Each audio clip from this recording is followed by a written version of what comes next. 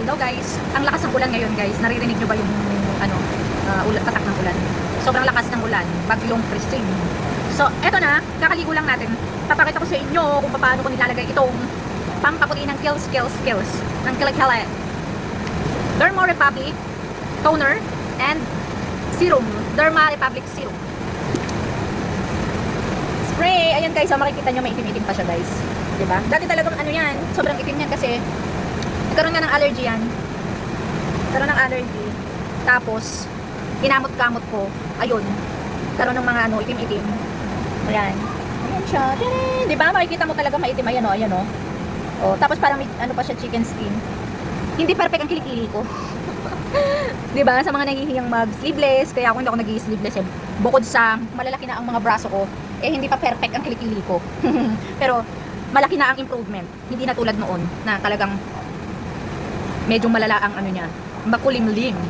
Alright, kabila. Itong kanan naman, hindi siya sobrang maitim kasi hindi naman ito tinamaan ng allergy noon eh. Oh, diba? Hindi naman siya ganun kaitim. Ito, itong banda rito. Ito, dito lang. Ayan. Kaya ganyan-ganyan ninyo lang. Yan. Tapos, ilagay natin yung serum. Natanggal na eh. Napunit na. Konti na lang to guys. Mga ilang ano na lang to siguro. Dito na lang yan yun. Tagal ko na rin kasi ginagamit to. May isang buwan na yata.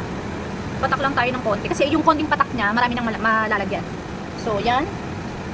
Ikot, ikot. Ikot, ikot lang. Ikot, ikot. Ikot. Diba? Ooh. Oh, diba? Ayan oh. May itim-itim siya oh.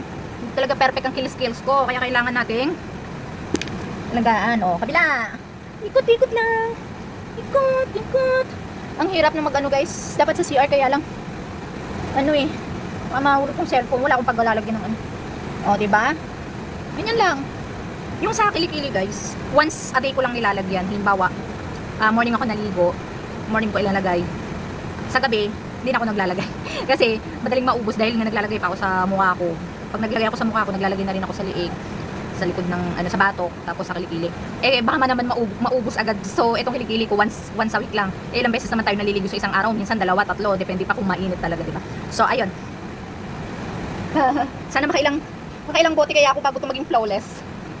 Guys, ilalagay ko na lang yung link dito sa baba kung gusto niyo i-try at kung gusto ninyong umorder. Okay, bye.